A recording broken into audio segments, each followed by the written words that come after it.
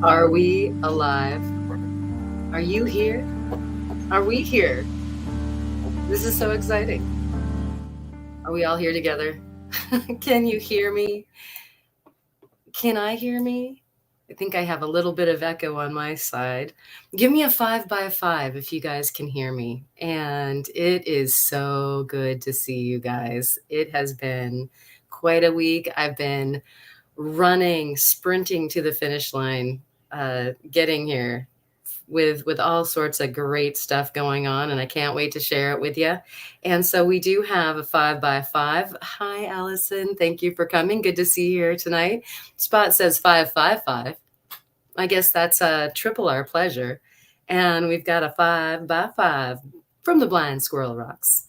And hey, Squirrel, we didn't have a chance to look at your horn coral appropriately the last microzone, and I apologize for that. And so if we get through everything tonight, I would really, really like to throw that underneath the microscope really quick and not only give you guys another look at it with the microscope, but also I did find out that it's not ugly with the black light or the UV. I'm sorry.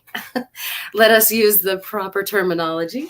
And so, how are you guys all doing? I would love to hear how your week was. Eric the cat is here in the house. Tiger Eye is here with us. As I said before, the squirrel is running all up in here. Ma is here, of course. Thank you so much. And she is one of our trusty rusty wrenches. We also have, like I said, Allison, who is also a beloved wrench. If you have anything you need on our flight this evening, perhaps one of these people can help you. Patricia's Creation is here. Jawhick is here as well. And Margaret, hello. How's everybody's Friday going? Lisa is also here. Alabama, USA. Alabama. Good to see you. And we got Cool. Are we doing good? The Sandmaker is here. Thank you for coming, Sandmaker. Kid Curry is also here, saying hiya, gang. Almost on time. And you know that we're not always on time. And so it's all good. Does anybody else hear an echo, or is that just the thing that's going on in my head? Because yeah, that does happen sometimes, and I apologize. The best intentions happen. I really wanted to do some live streams, kind of like the late night live stream, kind of like what was Kyle's been up to and Kurt's been up to. I thought, maybe you guys would like to stay up with me until 2 a.m. doing some fasting. And I even posted that keep your eyes open. And then I've been having some pretty sizable headaches, like the migraine proportion. And so I had to kind of pull out on that. And I hate doing that. Like an invitation goes out and then, nothing happens. And so I promise I'll make good. And Alabama's saying, yeah, that's in your head. Oh dear. Yeah. Thank you guys for the feedback. I'm just getting feedback that doesn't exist is all. No echo here. Excellent. Thank you. Ma and Lisa is going to second that motion. And Eric the cat also no echo here, but I'll be hearing echo soon enough. Are you going down into the chasms of the earth to go get some rocks? Is that some foreshadowing as to what it is that you get to do soon? And we have the meeting for the Rockaholics shall now start. And thank you, Bob, for making sure that we get into our business. The business of this evening is definitely handling our rockaholicism with each other, I would say. And I got a thong on my head. Sometimes I have songs on my head, but I don't know about a thong. That's great. You gotta love the autocorrect, right? did the autocorrect just throw you under the bus, Randy? Oh my gosh, look at this. And Tomcat. Zzz. Did I say that earlier? I bet you I did, but I like to say it, with the heavy on the zzz. And look at this. We have Mr. John Saucer Hunter, whom has been awfully scarce of late. So it's a treat to see you. Hummed looking for love. Hummed to looking for love. Oh, got it. I'm looking for rocks in all the wrong places, looking for rocks with unique structural faces, searching for druzy and pseudomorphs that I've been dreaming of. Sorry, I got that last phrase kind of wrong. Can I do that again? I think I just lost the audition. Thank you, John. Where's the gong? Gong. The cane takes me out of here. Okay, thank you for that. Neighbor's given John 45 minutes. Okay, we're gonna make the most of your 45 minutes, I promise.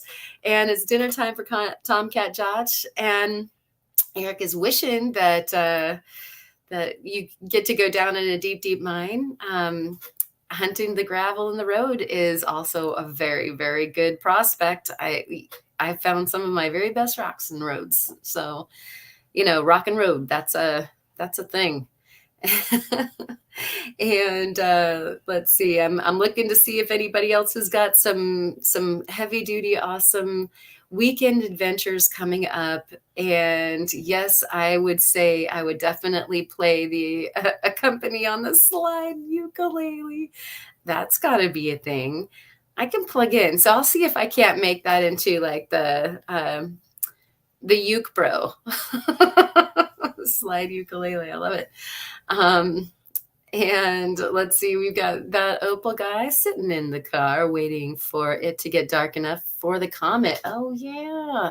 As she looks over her shoulder to see if there's a cloud cover, which there has been, right on time for almost every night. You guys did see we had a gorgeous sunset. So you guys got to see the sunset picture in the opening visuals. And Zen Wolf is here. Good to see you. The Volpura. Great. And the comet is still around. Does anybody know how long? I think it was supposed to be clear until the end of October. Correct me if I'm wrong, because, inquiry minds want to know, and that is a rock. Or does it count as a rock? It's frozen, right? So I'm pretty sure it's a rock too, though. Okay, so there's 2 points of discussion. Talk amongst yourselves and let me know. Let's see. No real clouds in the way. Good for you, Opal guy. I'm really super hoping that you get the good view and hopefully take some good pictures. And thank you all for sharing your pictures on the Discord. It's been super fun to see the comet there, since I haven't been able to see it myself with my naked eyes. I guess I should take their clothes off and then maybe they could see it, right? And those of you who aren't over on the Discord yet and you want to see the comet, people have been sharing it all over the place in there. And so sign up for our Discord. You're invited. And not only do we have like general and random channels, but of course we have very specific channels like the lapidary, faceting. There's the microscope channel over there. So if you want to share your microscopic visages, we would love to see that. Show and tell. We do a lot of that over there. So even like a silversmithing and that sort of thing. I was just talking to Ma about, a style decision on a jewelry design. So if you had that in your mind and you wanted to ask some friends on the Discord, there's all that you can get feedback or share your whys. It's a really cool place to hang out. And so Eric the cat says, the comet will get fainter each night as it gets further from the sun, but also it's moving into darker skies. I would use binoculars at this point. Okay. Well, we thought we might be seeing it last night, and I don't know. It wasn't an airplane. It wasn't Underdog, but I'm not sure that it was the comet either. Didn't have like the tail to it, so it was probably like a low-lying planet that was just skimming the Earth last night. You know how they do. Um, and Sandmakers in a tree cave. Oh, that too. If you've got anything obscuring your view, that's kind of it, huh? Um, and let's see. Melissa's saying that she hasn't seen it either. I totally empathize with that. And Lisa, thank you so much for being a valued wrench. We have a new mug, guys. Check this out. This piece of artwork was made by Kirk Hoyer, like Foyer, and this ceramicist just lives over the coast, strange from me, and knew that I would love to have a wonderful, big mug to Steinkern you guys with. Well, this particular one is based on tsunami. And so this is the tsunami mug, and you can see the waves, like all these waves crashing. And I am so thrilled with this. This was my birthday present from Kirk. And so thank you, Kirk, if you're watching, for your very, very valued big Steinkern mug. So Steinkerns to you all, and I hope that you're all feeling good tonight. Woohoo! All right, but no moose. The moose is around. The moose is definitely running around. Don't you worry. I don't know if any of you guys watch Nick Zentner, but he actually does a cheers at the end of his show each time, and he has been cheersing with Kirk Hoyer mugs. I always want to say it a different way, and so I have to control my mouth.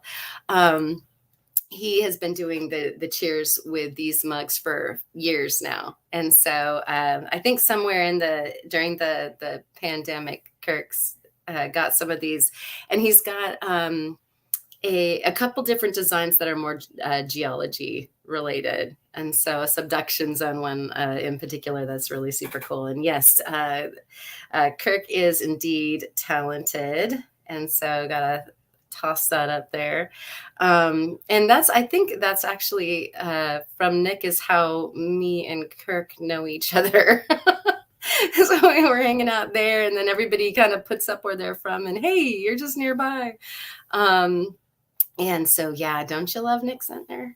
If you haven't checked out Nick Zentner, you got to go check out that material. I mean, he's got tons. It's mostly on the Pacific Northwest, but he's an amazing educator, and he's funny, and he makes listening about the geology definitely not dry.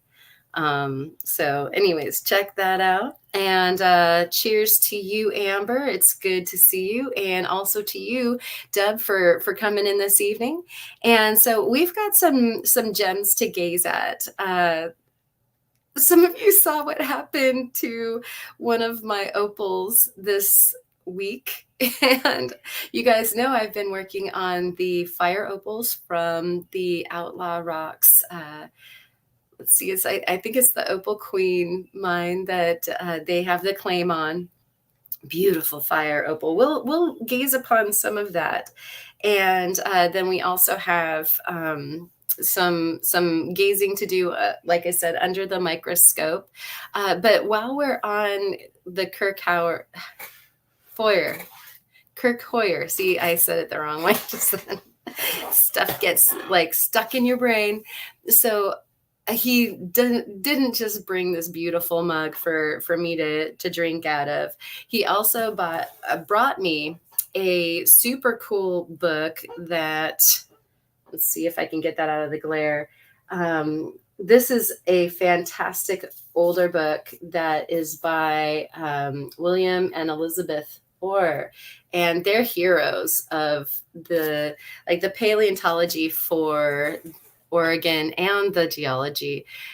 great books. And so I did not have that in my collection. And so he added it to my collection, which already right there, you could just pump the brakes and call that like a fantastic birthday present between that and the mug, which I'm going to partake in another drink of. I hope that you guys are all staying hydrated as well. All right. And he also did bring me a plethora of really nice petrified wood. Some of it to cut. You can, hey, Melissa, what do you think about making some extra large coins from this limb petrified wood? I was tickled, obviously, when I got to see the pieces. He had alluded that he was going to bring me some, but he always brings such neat stuff. And wow, it is fabulous. And so I'm definitely going to see who is in there. Let's see if I can boop you guys. Boop, where is she? And you can kind of see how agatized it is from this side. John! Oh, that's so sweet. Thank you so much. Oh my gosh, I saw another funny comment. But first, I got the bell.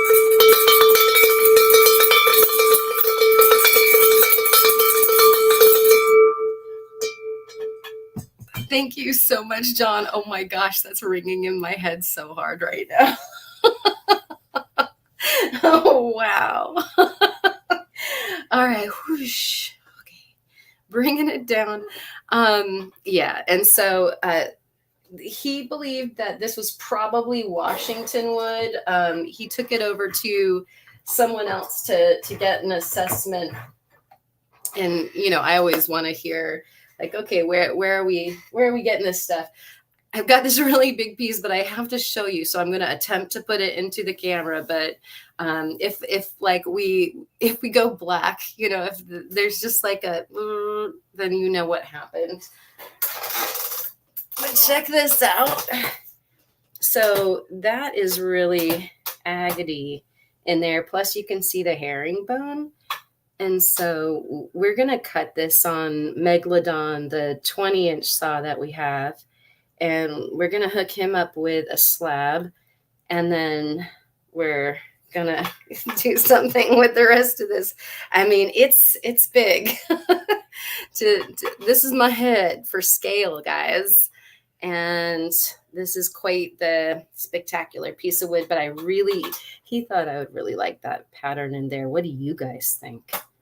Do you think I liked that pattern in there? I'm trying to hold it still, but I can't tell you how many pounds this is, but it's pretty heavy. So I'm gonna put it down. Get the No, it's a nice little ottoman. Thanks again, John. You are so sweet. I really appreciate your support. And so before that happened, there's this one that I thought was really funny. Thank you, wooden nickels. So yeah, Melissa's log coins, but they're wooden nickels. I mean, you guys are the best. I love it. Yeah, Lincoln logs for sure. It's a beautiful limb. And yeah, you know, he's like, cut it. And I know that Randy would also say, yeah, cut. And then at the same time, I'm going like, it's a really nice specimen. So if I get down a certain amount, I might end up polishing one end and it still gets to be a specimen, but it's pretty long. It's a pretty long limb. So I think we get our cake and eat it too. Don't you love that when that happens?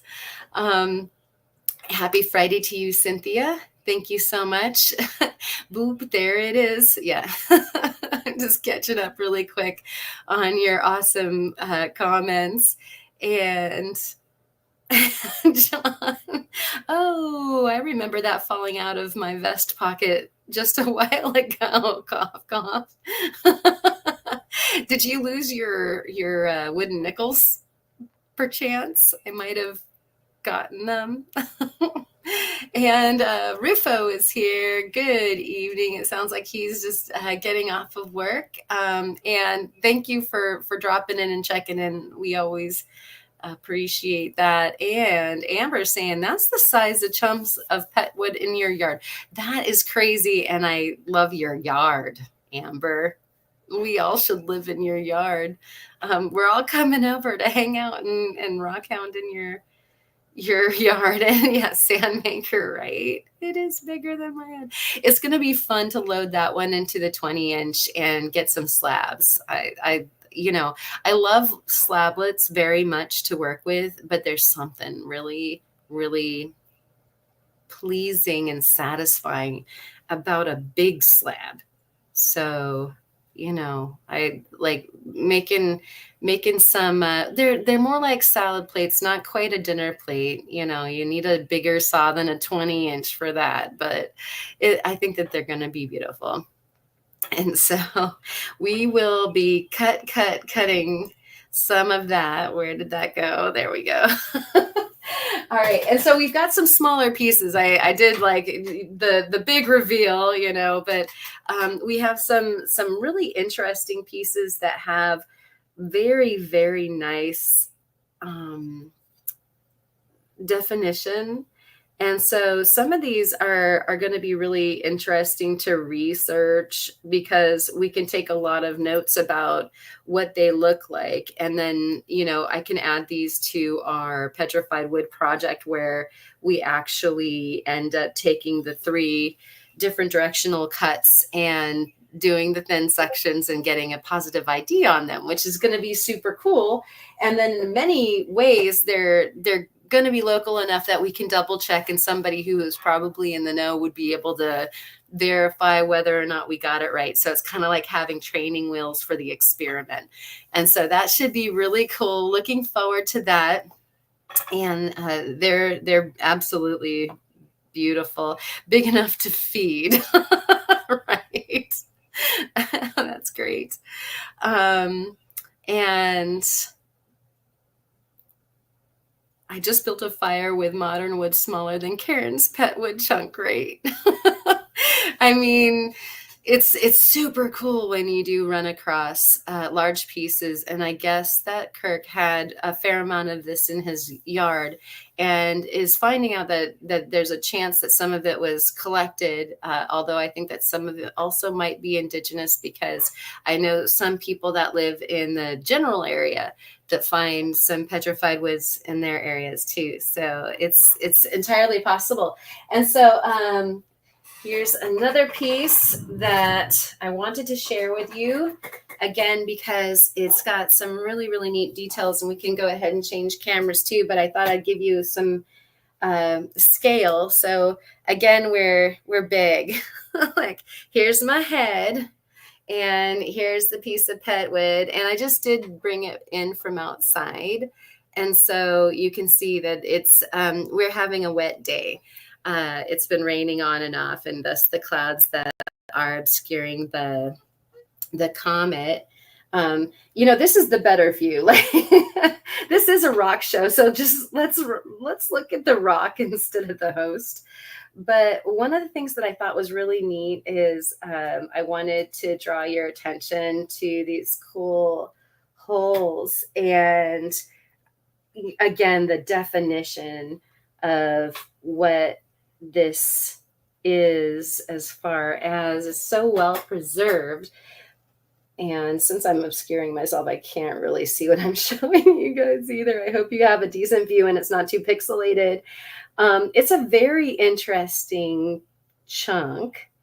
And so I'm wondering if any of you guys, I'm going to change to, sorry about that.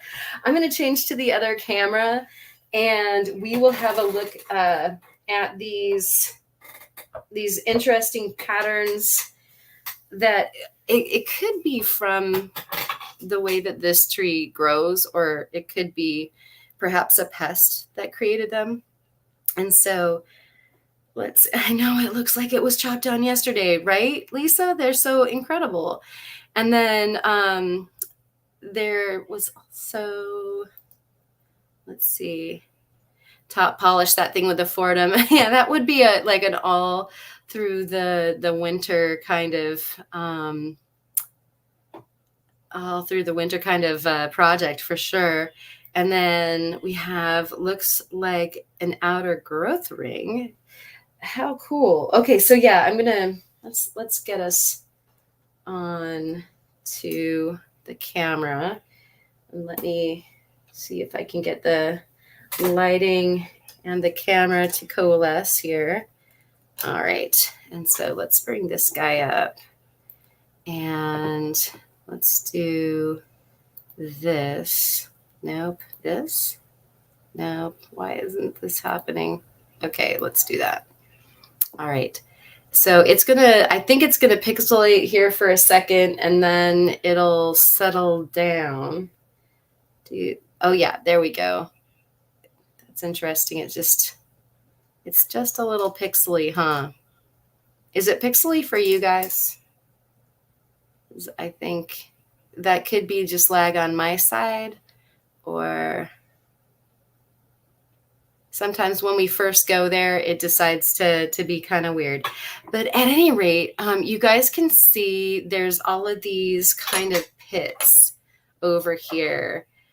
And I'm wondering if you know, there's my pointer, and these are the pits that I'm talking about all through here. Do you guys recognize things like that from, is it a pest, or do you guys, I don't know. What's funny about me really wanting to do a petrified wood project is I'm not really that savvy on wood.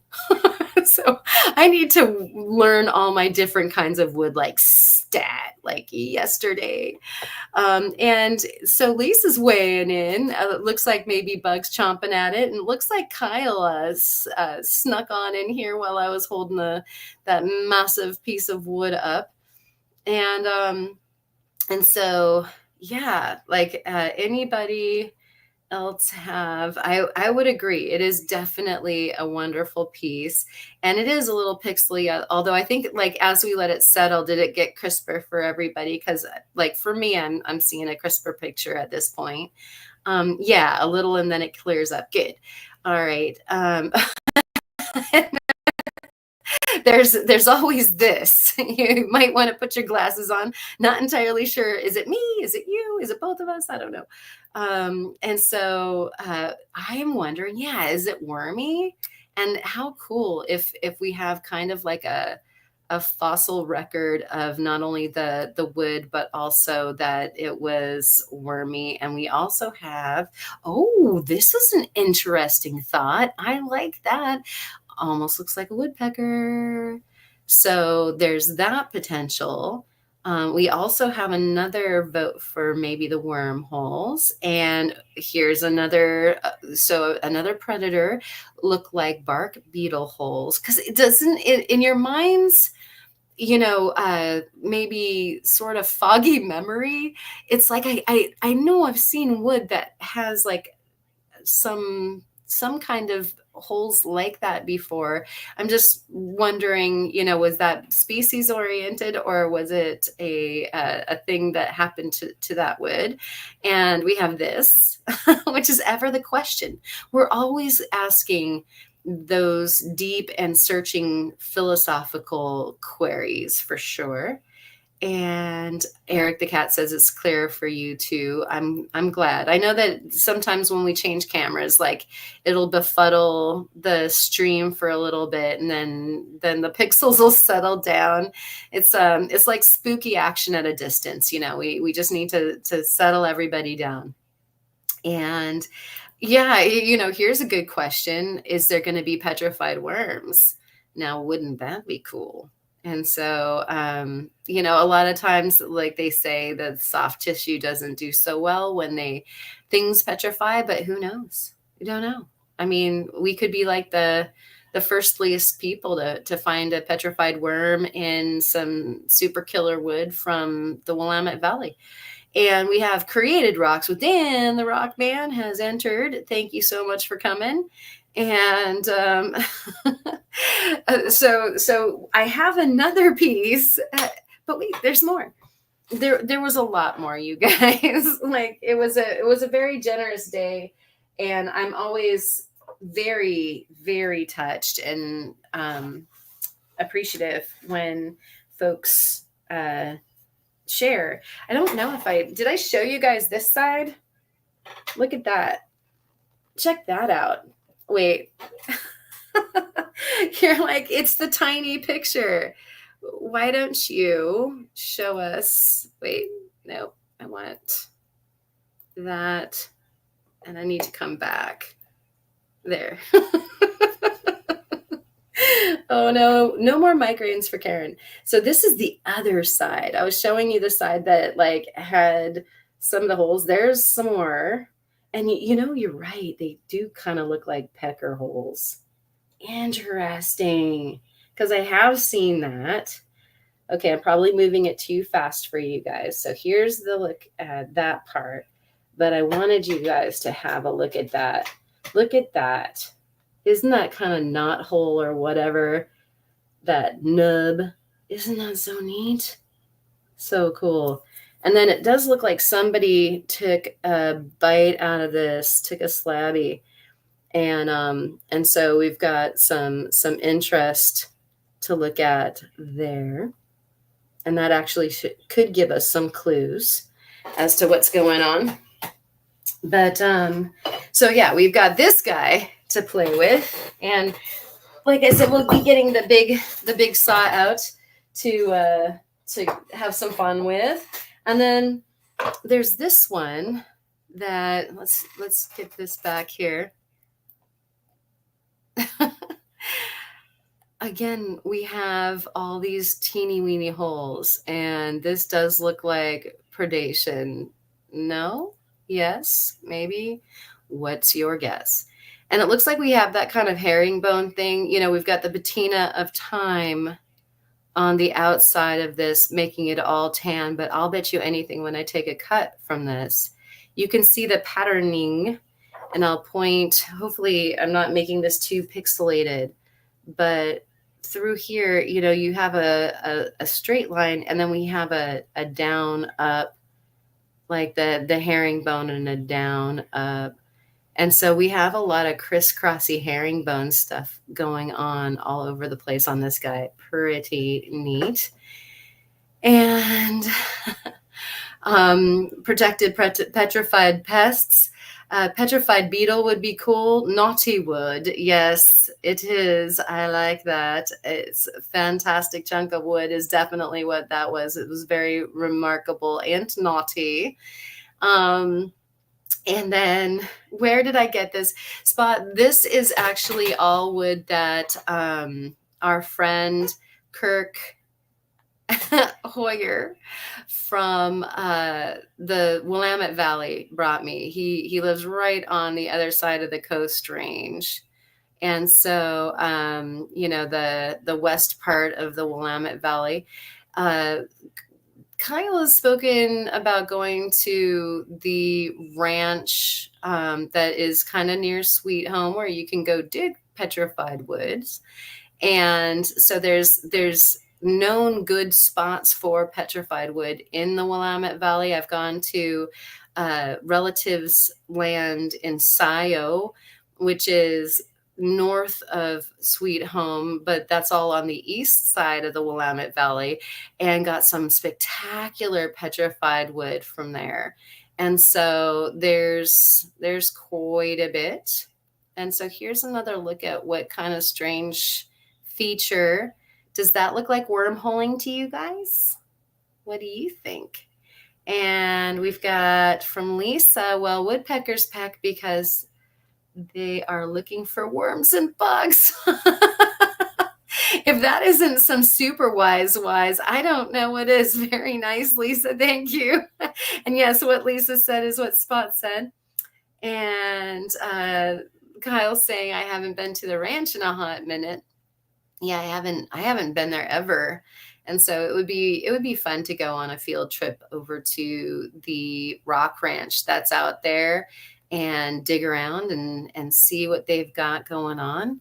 And so this is kind of giving us a little idea of potential color But again, I don't know if this is like the patina of it hanging out for a while, or if like when I cut it, it's gonna, all be sort of tans and grays, and maybe this color is just because it's been outside picking up color. But I actually have what it's reminding me of right now is Hampton Butte. I've got some Hampton Butte that has these tiny pinholes too. And I believe that it's been told to me that some of that can happen with the worms. And so we have from John, The Patina of Time sounds like a great name for a book that was made into a multi-part series or movie. Okay, let's do it. Let's do it. And I know who's going to make the soundtrack. And Amber is saying bark beetle, very cool. And thank you for that. If you're lucky, it can be teridolite clam boring, and sometime there are bits of shell in the holes. That would be cool. Yeah, our Teredo nivalis worm, we like that very much. And Yahoo from Judy Mom. You guys, she's downstairs right now. She's actually here. And so thank you guys for all saying hi to Mom. And it's kind of cool because we get to after party right here. And so we've been hanging out and checking out rocks and doing some gigglings and stuff like that. And so it's kind of funny. She's attending the live stream from just literally feet away, going straight down. And so we've got cool petwood from Kansas. Very, very cool. We've got one more piece, and if we've got some time, there was more, but he gave me this because he's like, yeah, that might be fun to stick underneath the microscope really quick, and or just to be able to whip up a quick cab, because I guess it looks like it sort of just peeled off of another piece, got a flay off of another piece. And so I was thankful, and sure, we'll toss that underneath the microscope, hopefully if we have time this evening. And so the other thing that I also wanted to thank some folks for, the birthday has been ongoing and aplenty.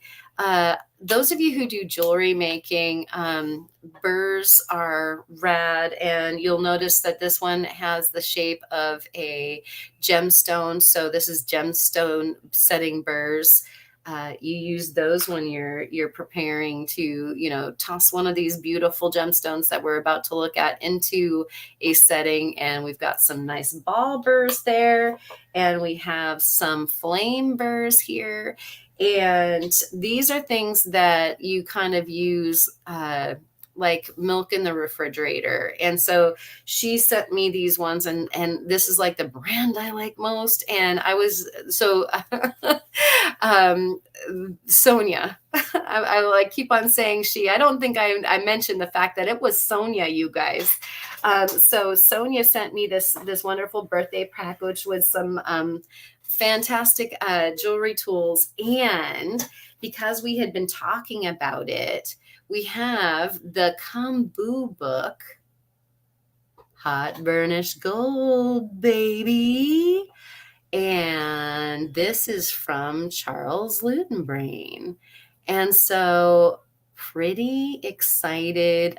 No, I think pretty excited would be a total understatement. Very, very excited to be going through this book. I love doing Kambu.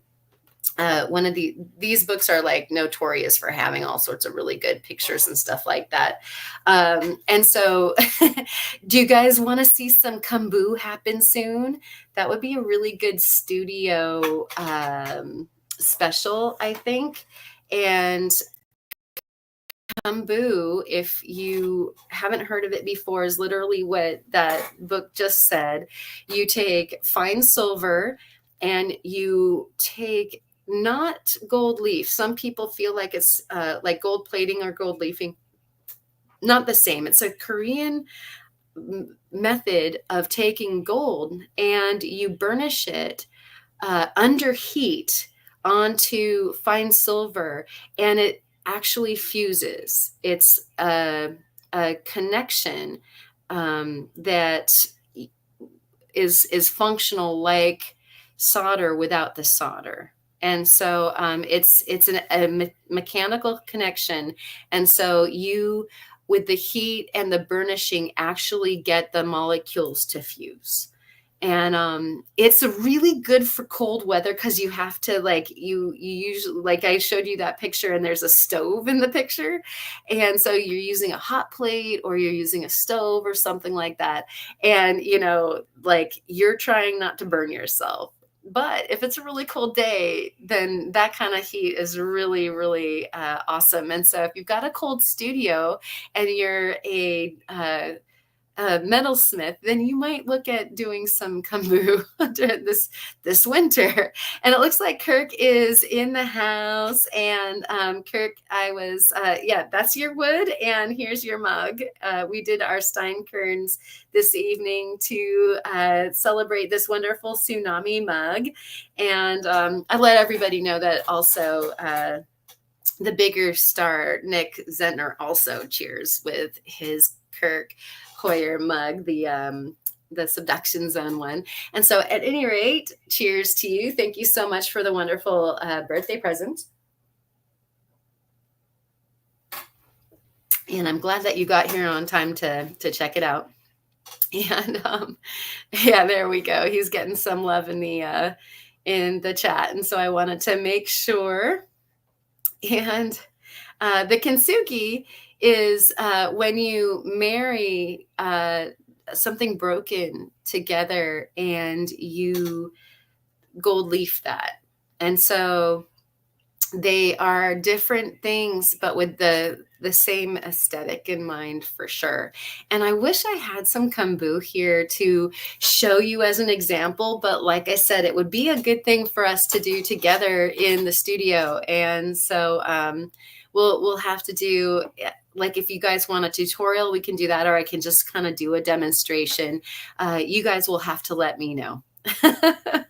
And yeah, Rufo, that Subduction Zone mug that Nick Zentner has, that he always cheers with at the end of his lectures, was done by Kirk, who hangs out with us here in the chat. I mean, so that definitely makes like Kirk a star. And you too can get a mug. You can talk to Kirk. I have his info. So if you want a mug as well, go ahead and PM me, and we can get you all hooked up with some awesome geologic ceramic beauty for sure. And super. Okay, we want a demo. You can tell I'm kind of chomping at the bit. Like, I want to do it. I want to do it for you guys. And so I'm glad that you want to see it too. I think that it's kind of, I've always said when I explain it to people, like when I had my art gallery and we had kambu featured in the jewelry display, I would call it kind of like alchemy, because it's kind of magical to fuse these two metals just by also you get to use a magic wand, literally. There is you couldn't like hit all of my love pings all at once and any better. So I get to work with fusing gold and silver together with a wand that has an agate tip, and the agate tip is what you burnish the metal with, because you wouldn't want to use a metal because it might pick up the gold and fuse with it. And you want a very hard tool material and something that won't heat up terribly quick, because your whole project is really kind of hot. Like, I can't remember how hot it's got to be. I think it's got to be over like 300 degrees. And so you're smoothing this metal over metal, and you're using an agate. I mean, how cool is that?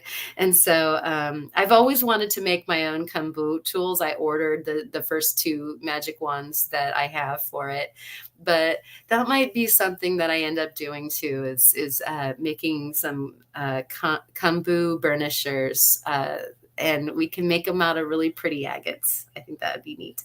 Um, okay, and so it looks like we've got. Oh, that's cool. Any plans to recreate some of those pet woods in ceramic? That would be a really neat vision. I like that idea. And aw, so humble. That's very, very sweet. We think you're a superstar, Kirk. You do beautiful work, and thank you so much for the both the mug and all of the wood. And do it. And Tiger Eye says demo. Excellent. All right. It sounds like we're going to have to do it. And I think that that's probably what this was about as well. Tiger bites. I'm trying to think.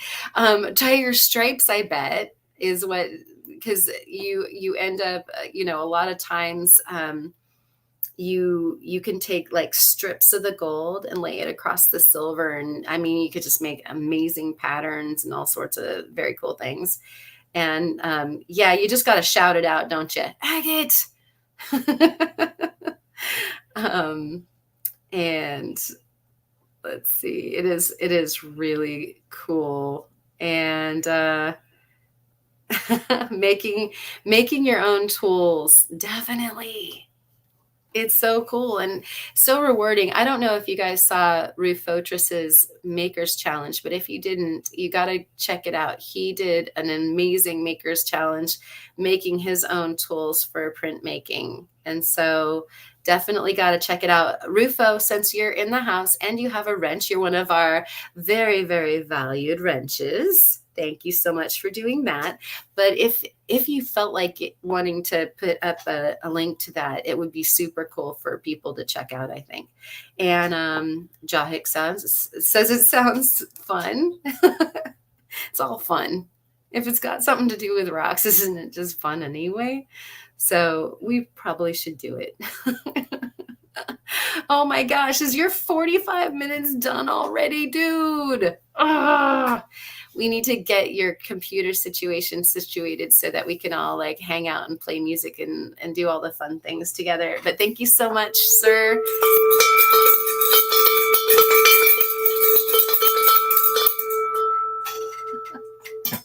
Oh my gosh, my head's so tender. It feels like experimental music is going on in there from that bell that John made. So we're going to miss you, John, that you can't hang out with us, and take care. And I hope that you get your situation situated soon so that we can hang out more. Cheers, man. Thanks again. And oh, we all miss John. Everybody's good night. And John, it's so sad. Parting is such sad sorrow. It's supposed to be sweet sorrow, I think, but like, no, it's sad. And I'm going to actually grab something here really quick. So I'm going to put these things up here for you guys to look at, and I'm going to get something.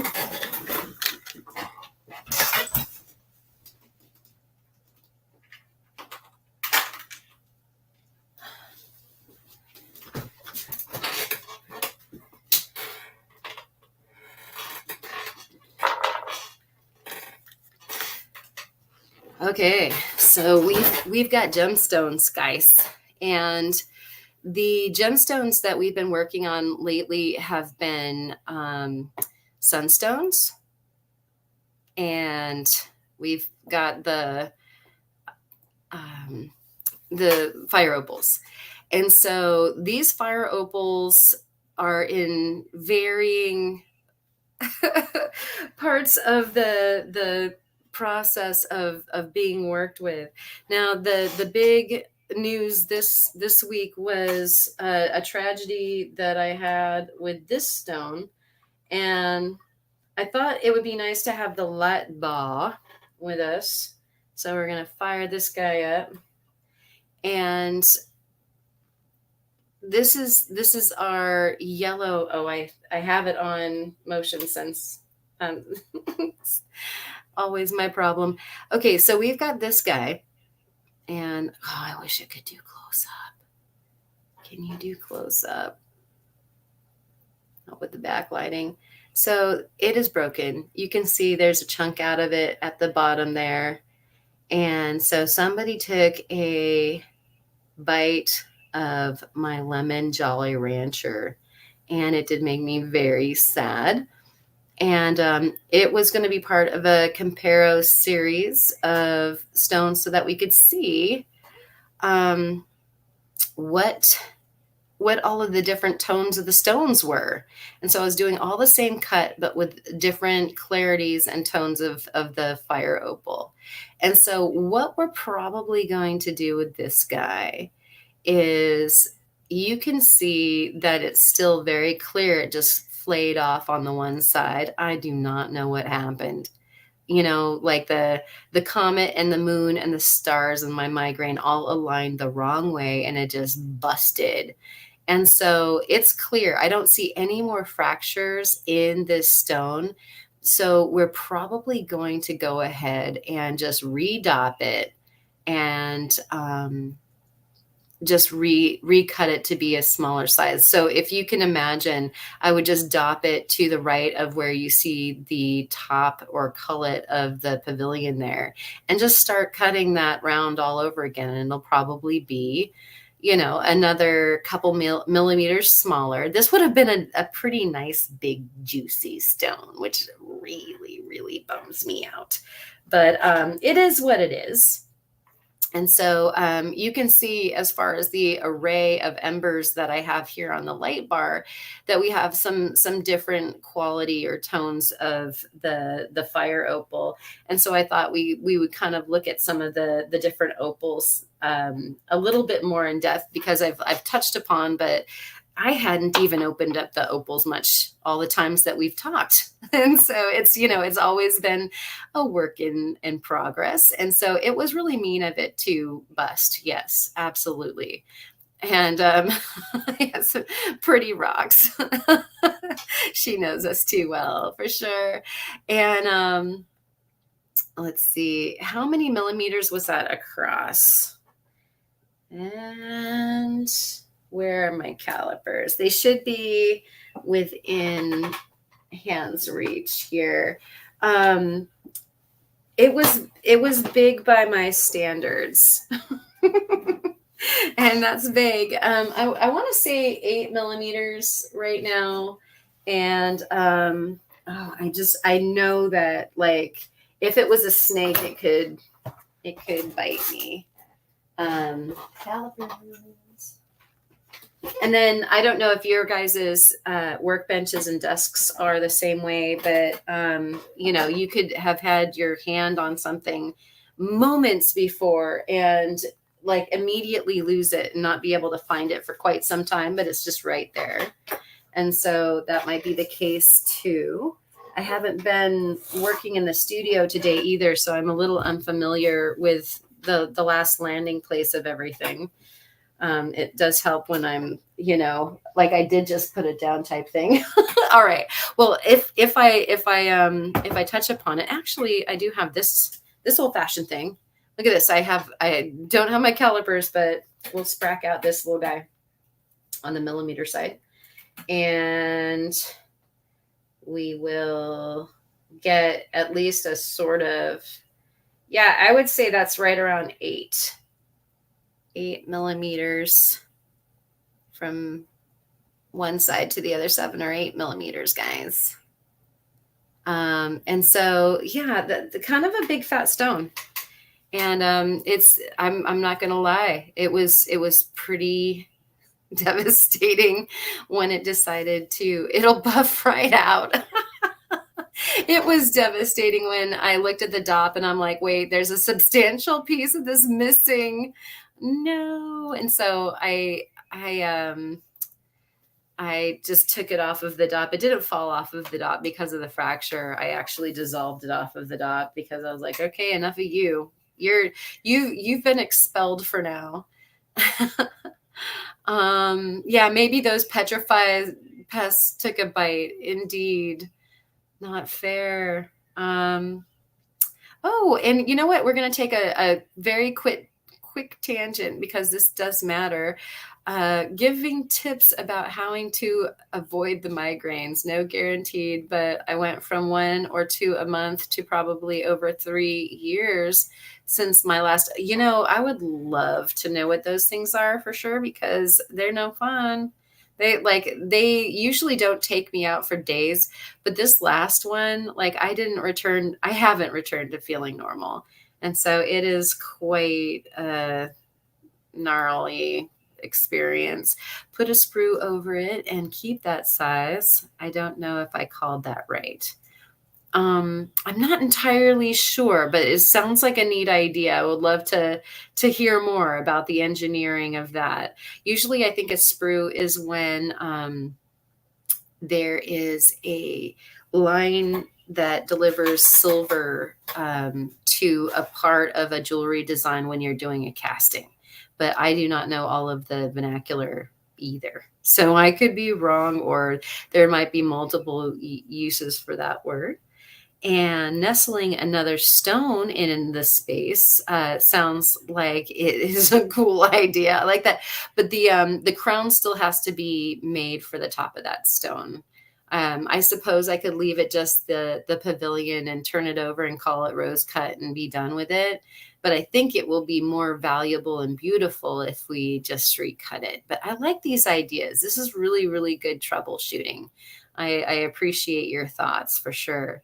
Um, yeah, joining stones like an intarsia project. I mean, that actually would be pretty neat. To adhere like just a completely different stone, like an Ethiopian opal or something like that, to the part that cleaved off, and then uh, go on creating the same size stone. Like that would be cheeky, wouldn't it? Might have to try that at some point. I'm such a beginner at this particular animal with the fire opal from Oregon that I'm not terribly daring. I'll admit that. So, and yeah, that is definitely big for me. Some people don't go any smaller than that. Like they're all about show stones. And so there's different reasons for the way that people cut their gemstones. And some people might never even intend for their stones to be set. They're so big. And so there's different uses. Might want to make that gemstone be a representative of how beautiful the material is. So it's more of a specimen than it's something that you intend to go into jewelry. Whereas most of my stones, like definitely because I'm super greedy about like having beautiful things to work with for the jewelry, want to make things to put in them. So yeah. And here we go. 8 millimeters is a right. Just goes to show the millimeter is too small. Yeah.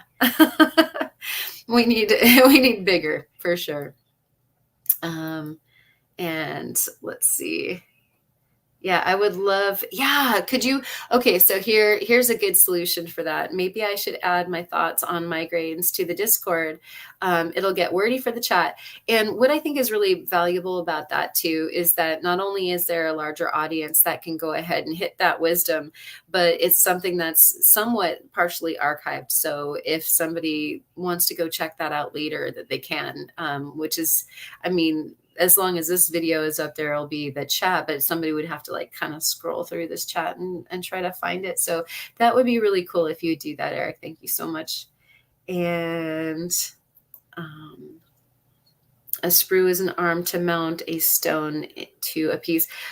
Prongs usually do that, but I mean, shoot, a sprue could be.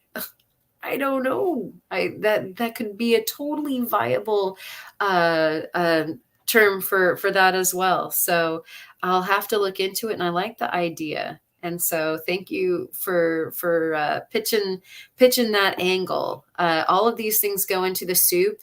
And as I'm dreaming about the different designs, believe me, these things are bumping around like a merry-go-round of all of the really super cool possible things that could transpire. And who knows, maybe it's a stew, like a mashup of all these really good ideas happen.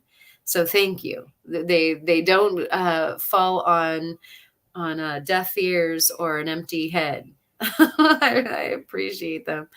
Um, and you could add it to the general area, Eric. Yeah, I think general would probably be the best place. I can't imagine that there aren't several people in the Discord that couldn't use a lot of that wise. And so I think we should go there for sure. Thank you so much for offering. Steinkerns to you guys. Steinkerns to you, Eric, for offering some wise about migraines. The way I just said it sounded like mind grains. Like they're mind grains. No thanks. I don't want them to be mind grains. So this is some of the material that we didn't get to see last time because I have been trying to process through the material. And so this actually just came out of the bag. We had a Steve bag and we had a Karen bag. And actually, this is some of the very, very first material out of the Karen bag. And I think I'm probably going to save most of this material to sort with you guys, like on studio live streams. But I thought it might be fun for you guys to kind of get a flavor for, like, this is exactly what I'm doing. I sit down, I take a smattering out of, one of the bins or bags, because I toss the bag into a classifier, wash it off, and we get to this. And so here we are kind of trying to look at these stones, and is it going to be something that we can use? I think it was not only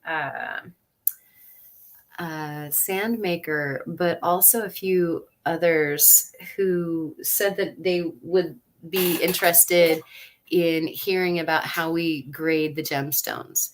And so I'm going to just do kind of like a quickie version, and we get like some instant gratification too. So we're going to look at that stone here in a second. But what are we hoping is going to happen? I mean, we've got like a very nice, almost red stone here. We've got some like cloudy orange. We have some clearer yellows. There's an array. And within one stone, you can have the color go from, citron yellow all the way through to darker than red. And so a few of our stones that we finished already are these guys. And so, and you saw those in the opening. And even in this case, I'll go ahead and take these out of the cases because it really helps when I say clarity. These guys are not all created equal. Just like how those of you who work with some of the Ethiopians, you'll notice some of them are really crystal clear, and then others are more cloudy and or foggy. Not necessarily not transparent, but not super clear. And that's kind of bugging me. There's a smudge on this guy. I guess I won't let it bug me too much. It's just that we always want to see super clean stones, and that looks like it's got some dust on the top. This is not a stone that has any issues with its polish. And so we've got kind of like about as dark of an orange as you can get before you get to red. And yet, as you move it around, you get some reds in the flash, and you get some yellow in the flash, and you get some orange in the flash. And so that there's kind of quintessentially what makes the fire opal. It doesn't have play of color like the precious opals do, but it's not potch like a completely opaque opal. It is kind of like a jelly opal, but again, without the precious play of color. And yet, because it's a mineraloid, it has an incredible way of bending and holding and reflecting and refracting the light. So it's very unusual as to how it decides to dispense light. In fact, the way that the camera's picking this up is actually lighter. It looks more of like an intense red with my naked eyes. And then when you take this outside, it has yet a different array of colors. The red in the, you know, when you see the light hitting the back of the stone in the pavilion, it's really, really red. And so it's interesting. And you can see, you know, over towards the corner there, when I sat it on its side, like the windowing of this cut is almost yellow. And so how crazy to have that stone have that much going on with it. That is opal for you. And that's why, even because it might not have play a color, but it's still absolutely beguiling like crazy. And so let's see, we've got, getting lost staring at it. Yeah, these are, you know, it's just unique. I can't think of that many other stones that we would facet that we get exactly this kind of, you know, there isn't any stone that we get this kind of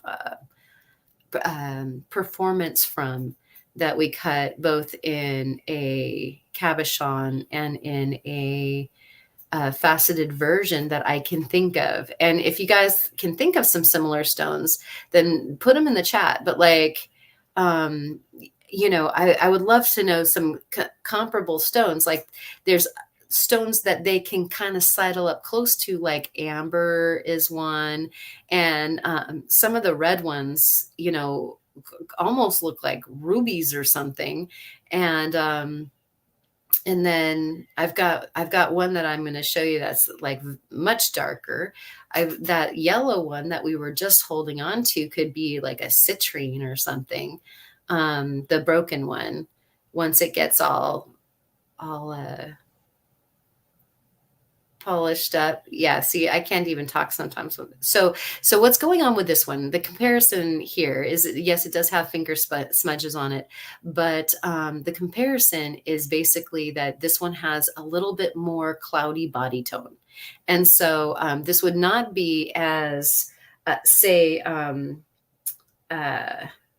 let's see, as expensive of a stone as one with a little bit more clarity, like the red one that I just showed you. And it's a lighter color. So the orange body color is not quite as prized as the red body color either, but it's a flippin' gorgeous stone. Like these, both of them, you know, kind of remind me of like this time of year as far as like pumpkin spice, you know? And so this guy I showed on a video for members, and oh man, it's so dark. It is so cool. So let's see if we can't get that into focus and then get some light on it. Hello, should I leave the light on? Yeah, that light's not working. Oh, she left the light on, guys. Here, let's just bring this up here. There we go. Check that out. Check out that noise, guys. Look at how red that is. I know it's not in focus, but you can see what color it is. What is even going on there? And so this one is like cherry when you get the light going on in it. I believe this one would be kind of more on the rare side. That's not to be expected, you know, through an entire lot of fire opals from Oregon. What's really interesting is that in normal light, look at, it's like Cabernet. It's like, I was calling it with my cherry chocolate because it's delicious like that. And so this is going to be a really special stone once we get this polished up. I wanted to have this done on a studio live with you guys to be able to wrap this guy up, and it just didn't happen. this was the one that was in that announcement, and we're going to go ahead and rush this guy through some work so that we can see what it looks like when it's polished. Can you wait? Can you even wait? Because look at that color. It's so crazy. And it is really sweet. It's amazing. Wonder if heat treating will change the color like sapphire. I think, Cody, this is a great question, but with opal, like, you do everything that you can to avoid heat, because the mineraloid actually still has a high content of hydration in it. And so we try not to dry them out so quickly, or so much, or so hot that they crack. It's very possible that that's how I cracked the big yellow one. Was that something about how I was working it on my lapidary pads did make it upset. And so because it did not have a fracture when I dopped it. I do have some stones to show you that were a little heartachy for that reason. So I'll show those guys next. But I mean, here we are gem gazing at this red guy that basically it's going to be somewhere in between like a ruby and a garnet when we get this thing polished, with maybe a little bit more brown tone. And so like I said, a cherry chocolate opal. How cool. I'm so excited, you guys. It's going to be so cool. Now let's bring that up and boop. Yeah, so you can kind of get a color. Yeah, look at that color. Oh my gosh. Kind of darkish. It's got wine to it. It's kind of like a Cabernet. Anyways, can't wait to finish that guy with you guys. Great news. I got some diamond sticks from Gear Loose. That's my favorite diamond material to use, and I needed to get some 3,000 and some 1,400, and we got it. Here's the guy that we're going to get going. So this, I'm showing you these as examples. This is what stuff looks like. So you start off with this, and you decide, okay, you in the middle, you're looking good. I know this is catching everybody. It's got to be catching everybody's eyes. If you just pick this up, you don't know how fantastic and exciting it is. But when you get it down on the light, you're going like, ooh, you've got some pretty serious color potential. Do we have another cherry chocolate one right here? As I like spill stuff in there, don't fall off of the top. Oh my gosh. Yeah. And so we have some pretty interesting color there. And so you would do a preform. We've got some sort of material that is like almost at preform, and then others that are kind of windowed, like, yep, I want to work with you, and I still need to decide what shape I'm going to go with. So preform's not really done yet. This, you guys, this guy right here is another piece like the one that's on the dop. That is the Cabernet.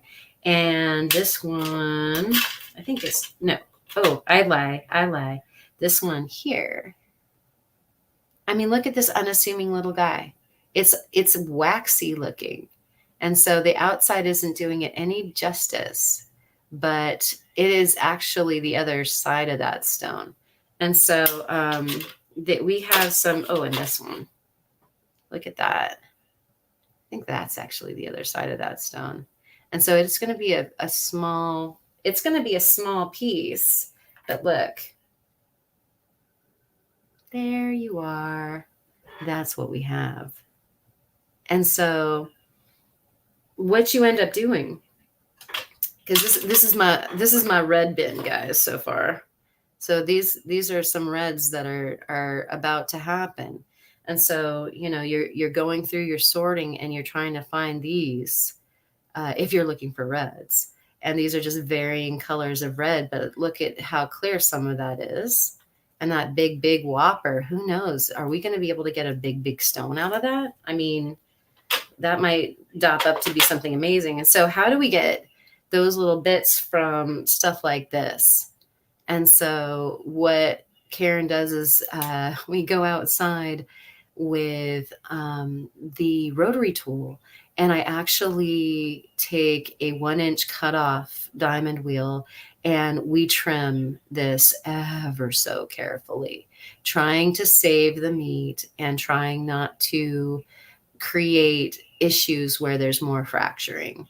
And so there is a lot of like, I sing gentle songs to them and speak whispery words and sweet nothings, and try to make sure that they know that they're loved, and hope that we can cajole a good stone out of them.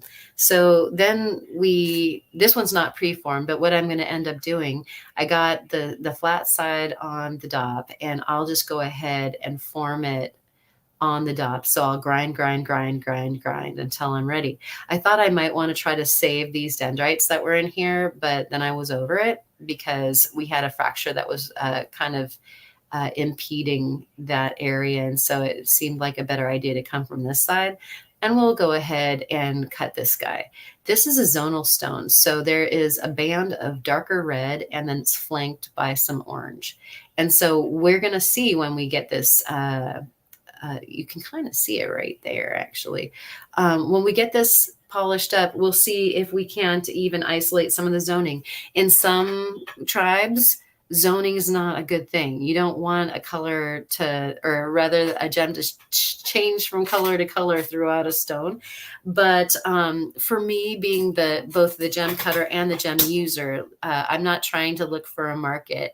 I don't necessarily need to please a buyer because it's all one color of saturated this, like, burnt umber or bright orange or whatever, which is this is capable of being all of those colors and more, like just almost any color in the spectrum of yellow to very dark red, with all of the different clarities, like I said, so you can get it towards bright and clear, or you could get it kind of more muddy and into a tonality that's like tinted. If, for lack of a better word, I'm using artist terms now. And so anyways, that's what it looks like. That's the next stage. And then we have a couple pieces that didn't make the cut. And the reason why is because there were fractures that were not readily readily evident when I started cutting, and they would impede the cut.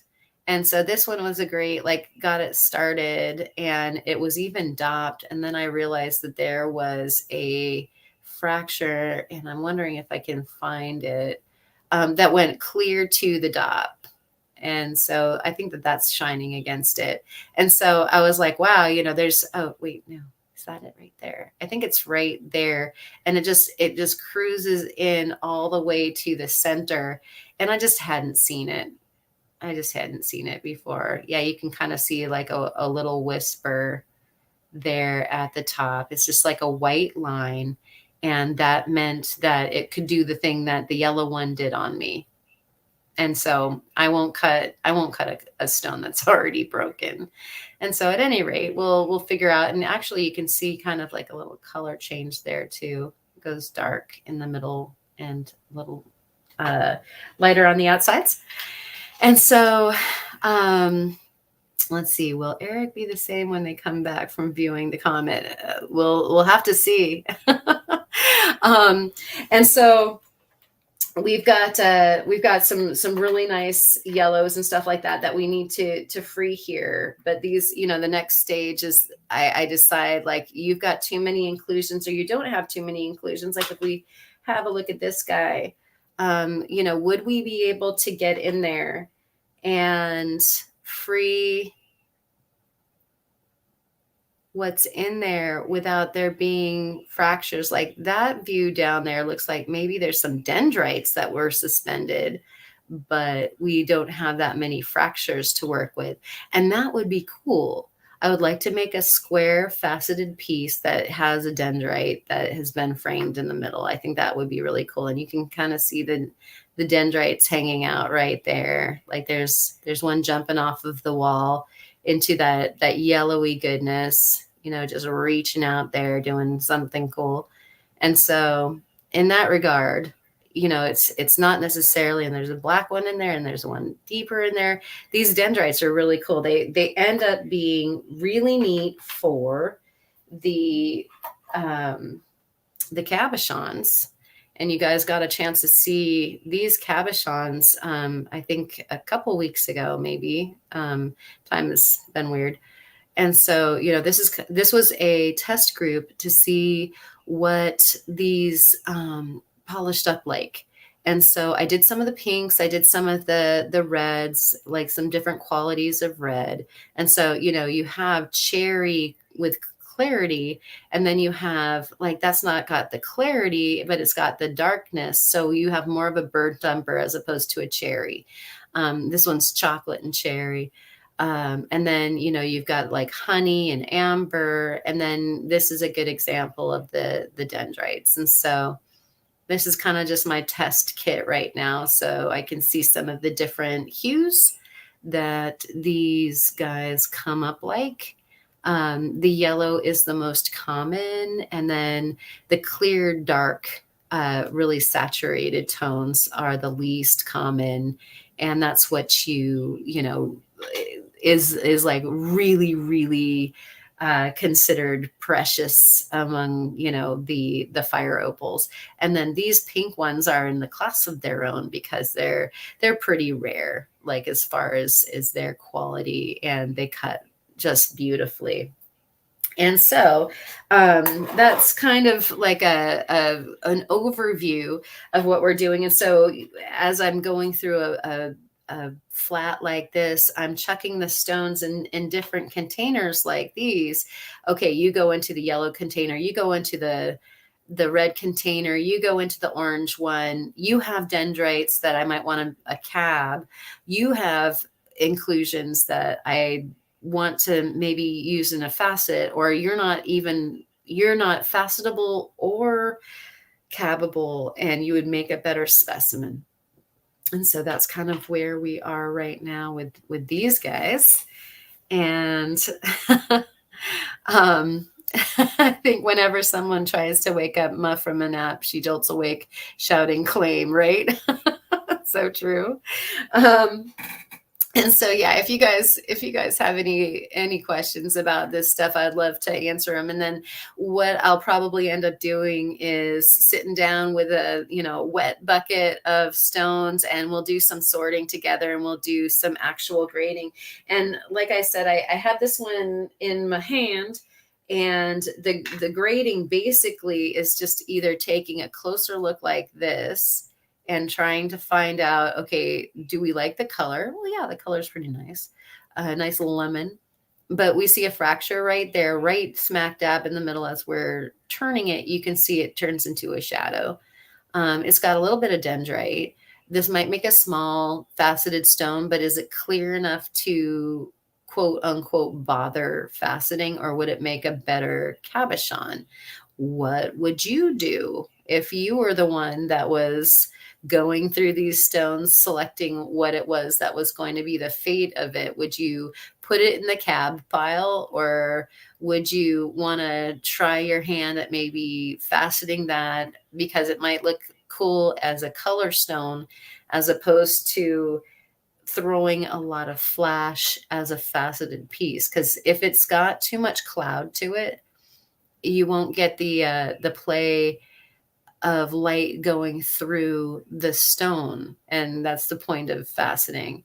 And so we have some, like a big gooey mass of fun right there in the middle of this orange stone. It looks like there's not too much going on.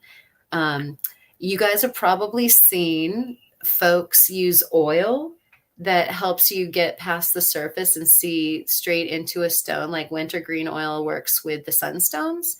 And you can put them in water, and that also can help you to see through the stone to see if you've got fractures. I also use my microscope. And so if I'm really unsure, I'll go ahead and take a tour with the microscope to see if I've got some fractures that are really going to put the kibosh on it. The reason why is you just don't want to take the time of preforming it, dopping it, starting a cut, and, you know, maybe getting a couple layers deep in the facets and then have it break on you like that lemon one did. You know, that's the last thing. That's like a bunch of wasted time. And so, not that it's not worth playing with the pretty material, but yeah, you just don't want that to be, you know, what happens with your time. And so this is actually like, I love the yellows that have a lot of green in them. You can see how green this is in comparison to, say, that orange. And so the lemon yellow in this particular material like bends into like sometimes just a real pretty, almost chartreuse. That would be a desirable stone for me. I don't know if it's everybody's bag of chips, but I love it. Like when I've seen Fire Opal do this, and now that I have some, that all of those will get faceted up if I can. At the very least, they'll become cool cabochons. And so you can see, you know, these guys have more of that yellow or into orange. But if it like takes even the slightest turn towards like a greenish tint to it, it goes into a special pile along with those Cabernet ones. And so,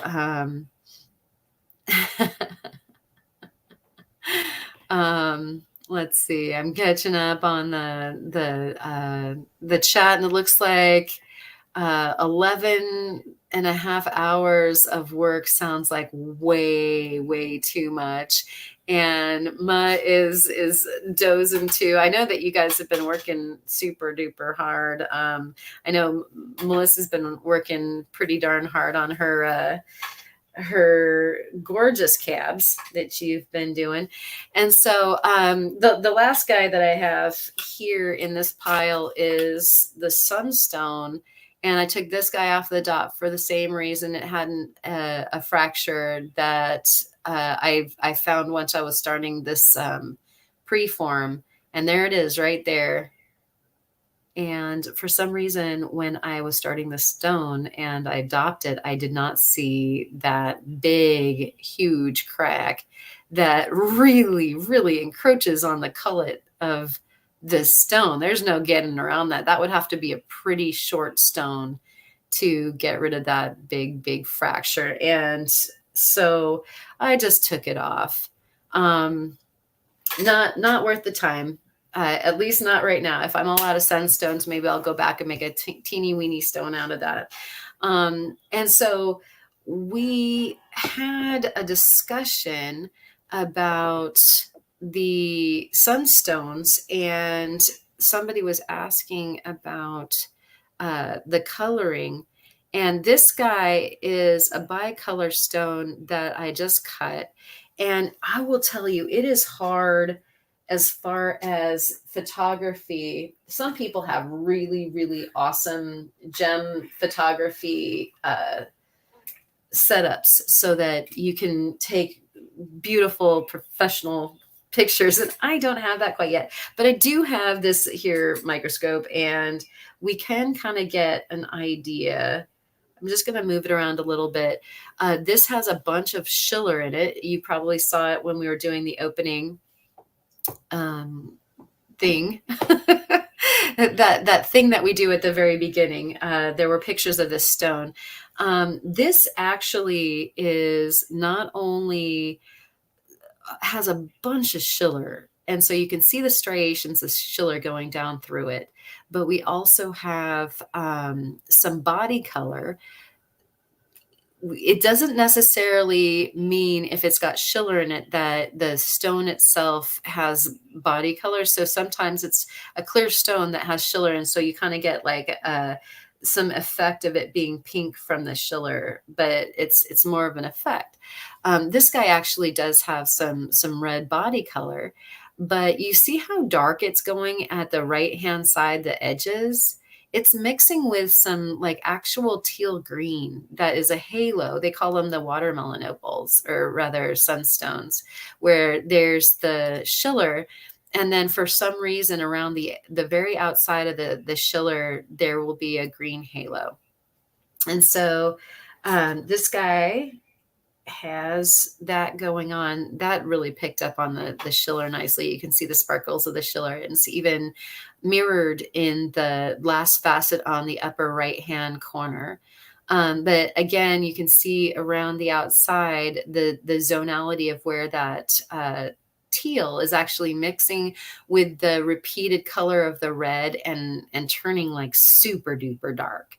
And so the challenge for a gem cutter that has a sunstone is how the heck do you cut it so that you get the best out of the color and you don't have the different colors mixing so that they create mud, just like when you're watercolor painting and you use green and then you use red and the watercolor water that you're rinsing your brush in turns like a terrible brown color.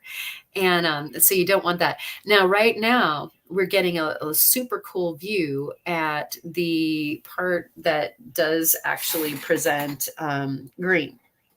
And so right on the right hand corner where I just put the line of the exposure box in there. So I'm going to get rid of that for y'all. And exposure box. There we go. So that upper right hand corner, and I think you can see my hand now, this guy up here, that's like that teal color and it's mixing with the red and it almost looks like it's trying to be purple or something. And so sometimes it turns a stone sort of brown or coke color. And then other times, you get some interesting color combinations and you just really hope for that. Now, you get lucky sometimes. And I think with this stone, I knew where the striations of the schiller was coming through. And I knew where I didn't want the schiller to be in the face of the stone, in the cut of the stone. And so I directed it more as like, because the strong schiller bands, I didn't want those represented so starkly. I put those sideways, and it just so happened that it worked out with the color of our body color as well. I didn't know that we were going to catch the halo in this particular cut, and we did. And so again, to that upper right hand side, you can see the green, and now you're seeing a fair amount of it over in the bottom left hand side of the stone. Like that's trying to turn purple or whatever color that is, red and green together. And so just depending on how you turn this stone, and that's kind of part of it. Now, if you've got a bicolor stone and you can select a direction where when you look at it one direction it's red, and then you look at it in another direction and it's green, that's cut perfectly. I did not do that. And again, I didn't think that we had enough color, and I didn't think I was actually going to get the halo in this cut. I thought it was going to be outside the cut. And so we got lucky with this. And so another thing, isn't it?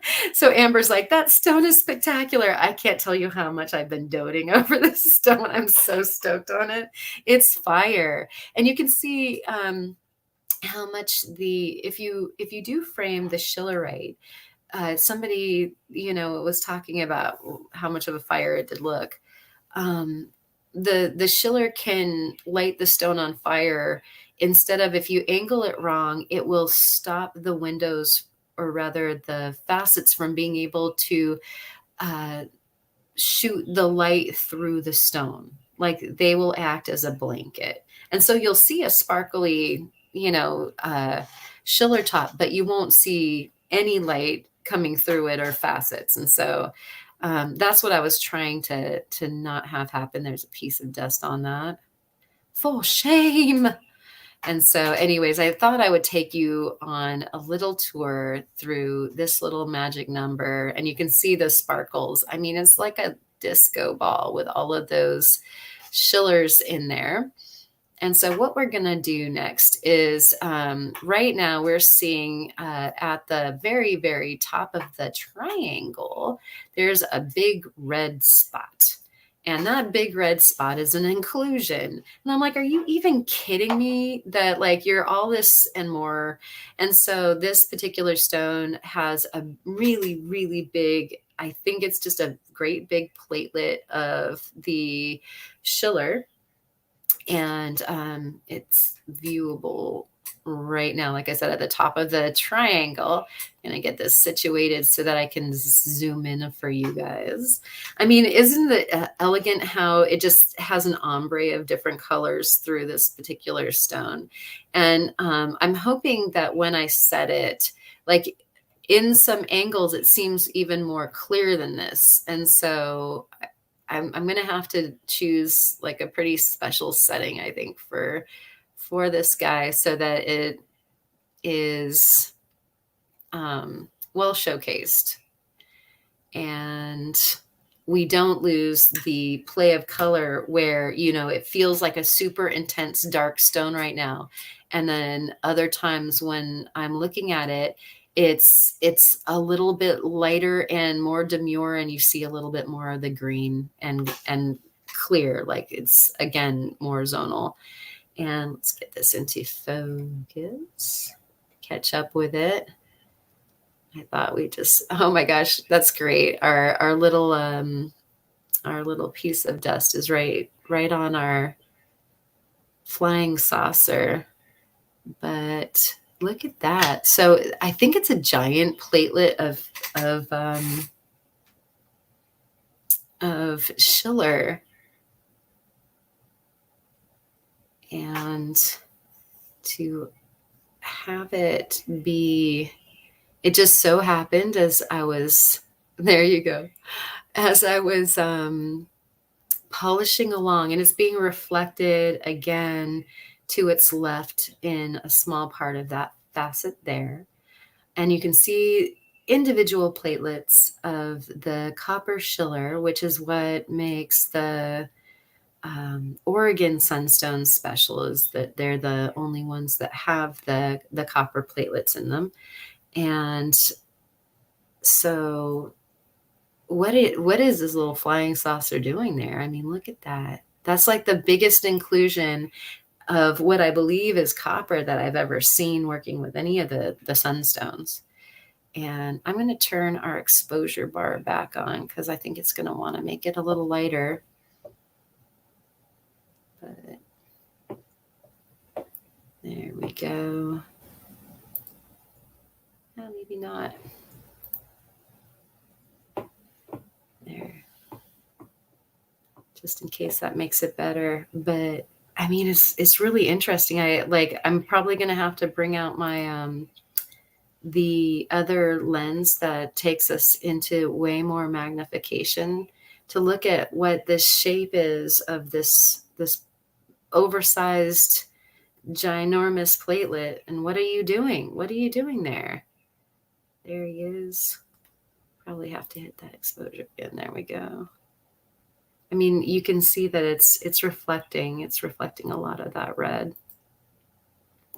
So guesses? Anybody want to take a guess as to, are we just looking at some, oops, I should probably take that down. Some copper there? What in the world just did happen to that? And that stunner needs a setting where all the light can come in from a bunch of angles. Yeah, I think that what's going to end up happening with this, I love making kind of more cup style settings, but I think this is going to need to have a basket where that light can just usher in and fill that bad boy up. And so I'm you know, I'd love to put this in actually a ring, but I think it's going to have to be something that can be a little bit more raised up. And so probably a necklace. And is this called Bert? Her name is Fire Rose, right? Oh my gosh. Yeah, Sandmaker thinks it's a schiller bit. Yeah, that is a massive schiller bit. I mean, if you look at all the other platelets in there, and even those platelets are pretty big by platelet standard. So yeah, and we've got another guess for copper here. I think that the group wise is probably right on the money. Yep, and Amber votes schiller too. It's the killer schiller. Wouldn't you say? I mean, that is monster schiller right there. And aw. Somebody's having their like a body snatcher moment. All right. And so let's see. There I am. And we can take that. Oh, the thing that I also wanted to do is I told Blind Squirrel that we might have a look at the piece that he showed, or that we published from him. And so let me see if I can get that on here. Can I get that on here? Let's do this. Let's do this. Here's, oh, come on now. There we go. All right.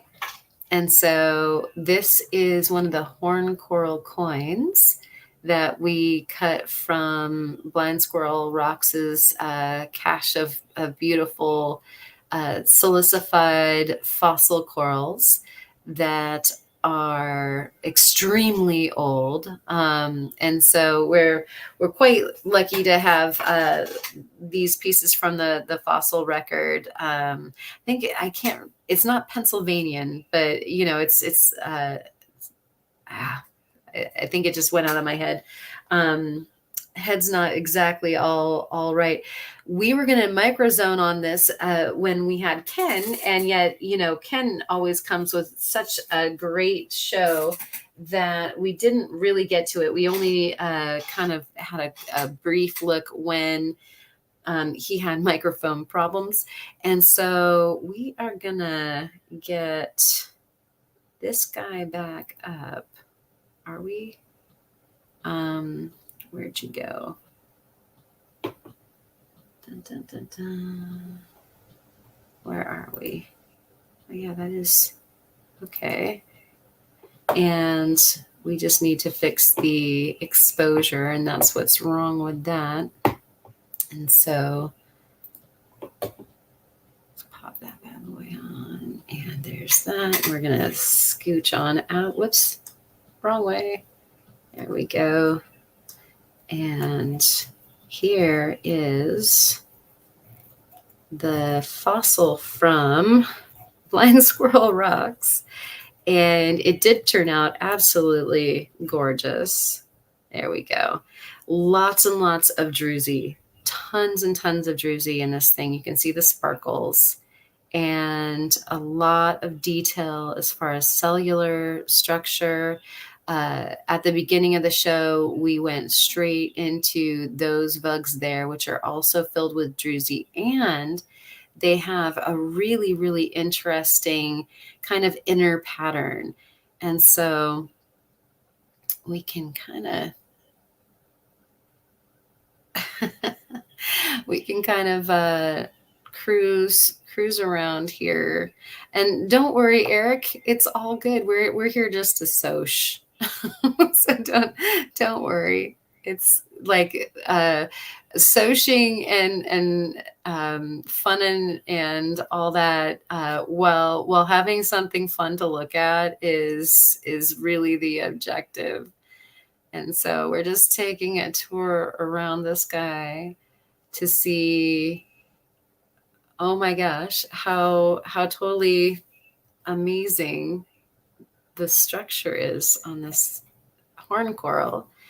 And the color of the mineralization is also pretty impressive. Bring this around a little bit more. And then what I wanted to do that we didn't get a chance to move along to is these have the tendency to be pretty neat under the black light, or like I said, the UV. And so let us kill that and that. Get this on.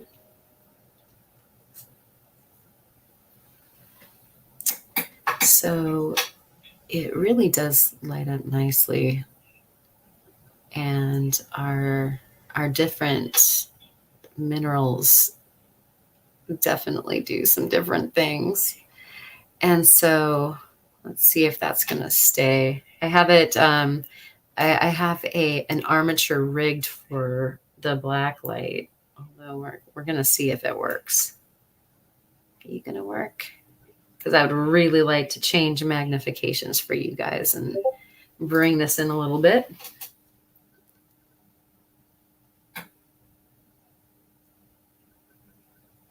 Let's go there. And we'll bring her down.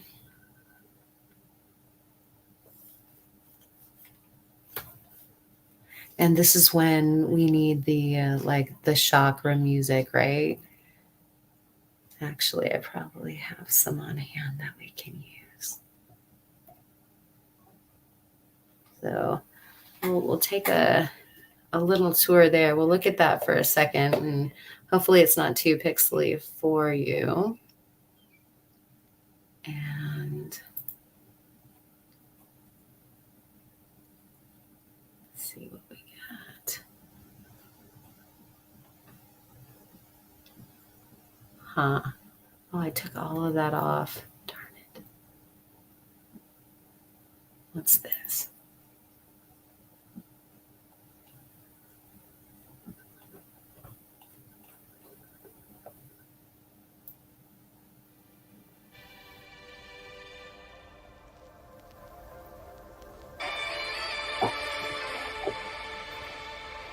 There you go.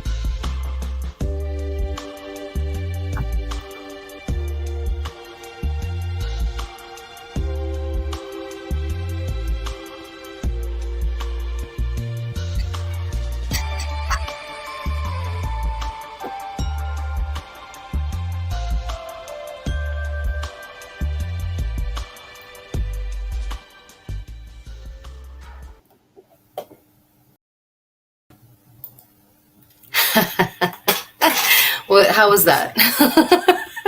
How do we do? Um, yeah, the our flashlight was just coming off of its little assembly, and so that was a fun little romp through some craziness. um, and hopefully I can figure out a better holder for that UV. I love seeing stuff like that, and just zoning out and looking at the different parts of the fossils with anything. And so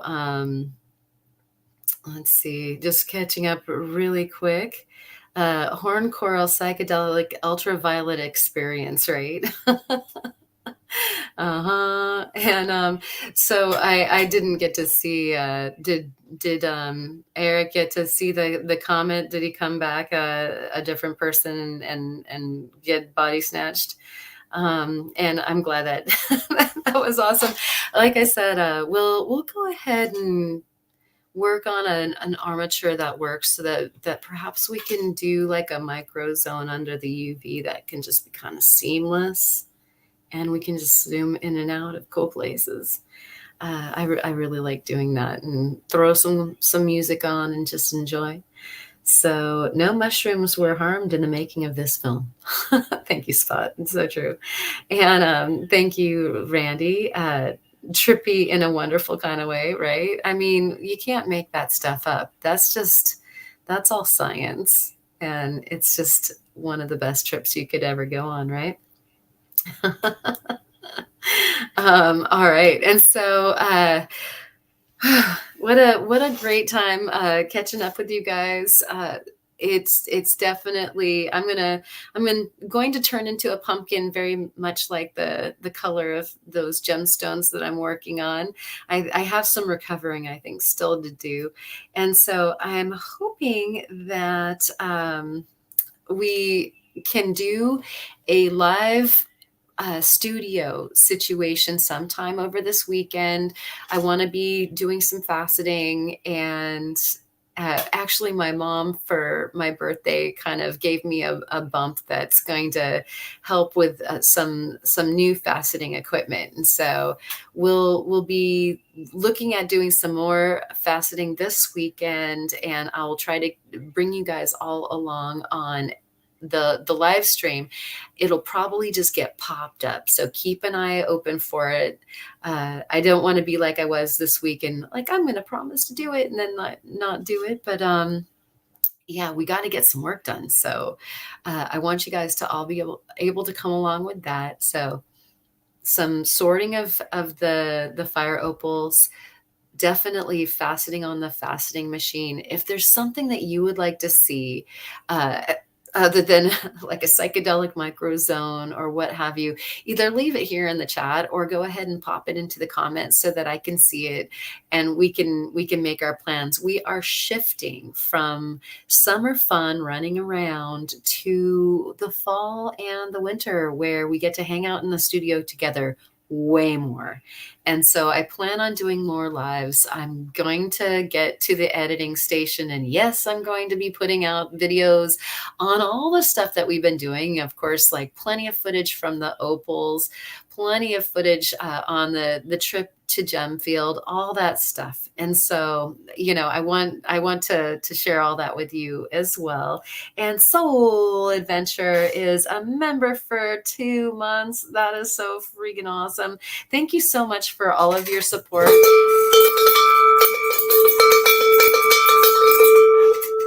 It's ringing in my head. Seriously, everything that you guys do, it goes to the channel, it goes to subsidizing, making sure that we can have all this fun and more. I really appreciate you guys that have sent me things. I don't know that there's anybody in the chat that hasn't. I mean, you guys are all so really, really generous with your stuff, and I always want to showcase them best that I can, so that we can all enjoy. That's what the fun of this is that, yeah, I could play with rocks all by myself in my studio, and I would, but to share them with you and to just all get that like group excitement going. It's like a particle accelerator. We bounce ideas off of each other. We come up with even better ideas. And for that, I love you guys. And thank you so much for all that you give. I really appreciate it. And oh, Soul, you're so sweet. Thank you so much for that. Let's ring this bell again.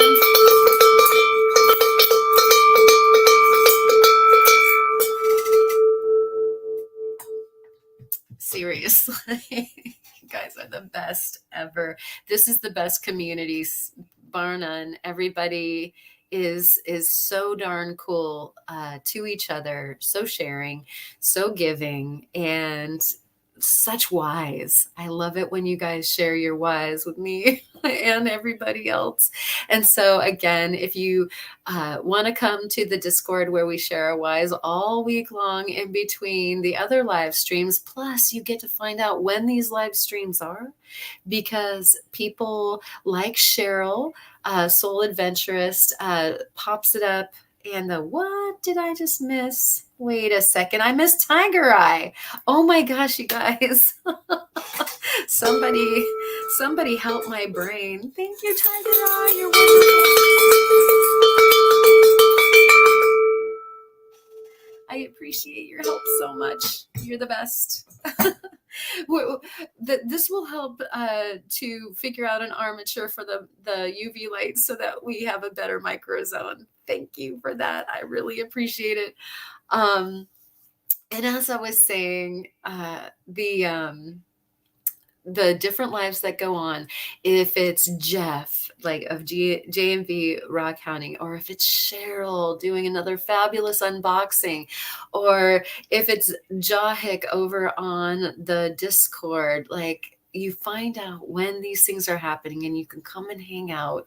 And if you don't know when it's going to happen, some of the folks are very regular, like Allison, she's going on at coffee o'clock noon Montana time for Coffee and Rocks with Allison, Prairie Girl Rocks. So some channels are very, very regular. You know that Kyle's going to be Friday, Saturday, Sunday for October and doing his live sales, and Alleluia's out there doing some fantastic live sales. And we miss you, Tomcat Josh. We would love to see more lives from you. All y'all out there doing the live streams. Chris, also Rufotrus Rooted Rockhound, would love to see some more of you. So we appreciate you all. If you want to find out when everybody else is going live, then definitely go hit up the Discord or subscribe to those channels and make sure that you have the notification bell on so that YouTube tells you. Sometimes they're not the best about telling you, and so sometimes you kind of got to keep an eye on your all those shelves, what they feed you, or go hit that live button and see what's there to see. And yeah, thank you, Sandmaker. You really helped me to see the Tiger Eye one. And Let's see, we've got from Mom, amazing options are so fire to see as you guide us through. All right.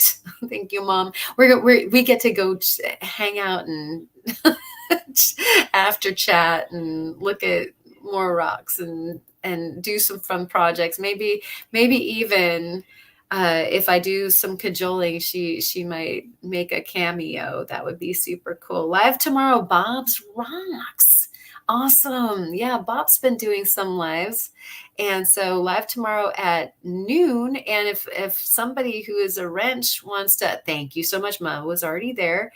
So Melissa popped up Bob's channel. So if you want to subscribe to that, you'll always know when Bob's live.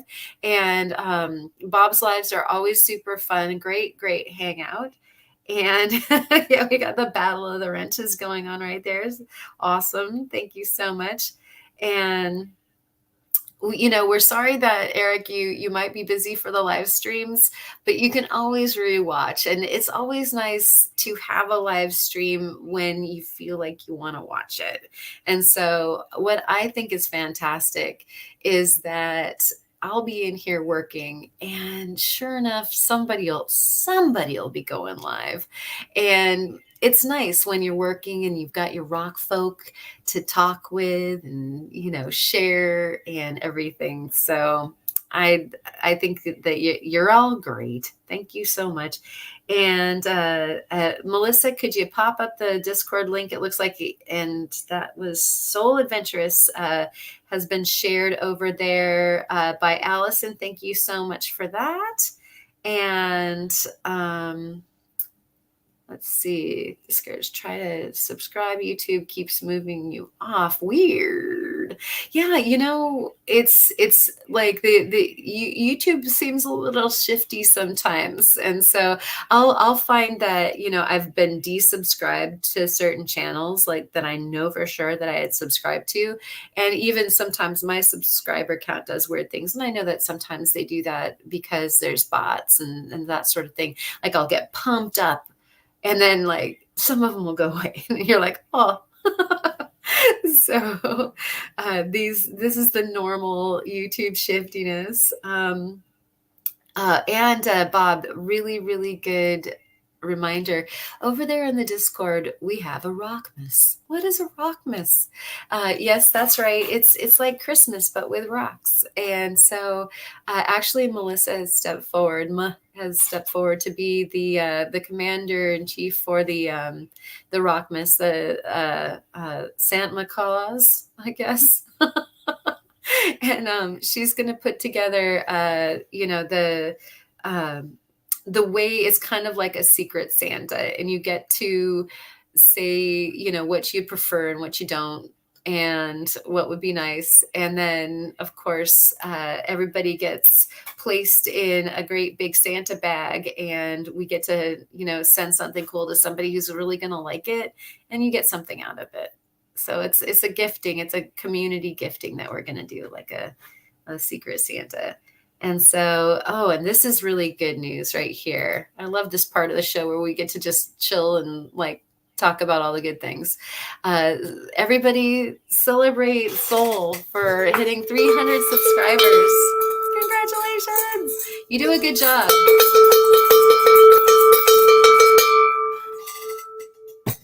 And so that's definitely something to celebrate. And random giveaways. I mean, you're very giving already, Cheryl, but stay tuned for that. There's going to be a random giveaway. That sounds fabulous. And it looks like we've got a Grinch in the house. So everybody watch out for Jawhick. Somebody tells me that also Ma is not just mining our data. Like, yeah, she's the winningest Santa of all, because she's going to just sell all of our data and make a bunch off of that and buy some new equipment, I would assume, or rocks. Can you blame her? I think I'm not surprised. Oh, and okay, I'm betting that Allison hit that like it was hot. We've got the what is the link to Prairie Girl Rock's channel? And sure enough, we got Allison on it.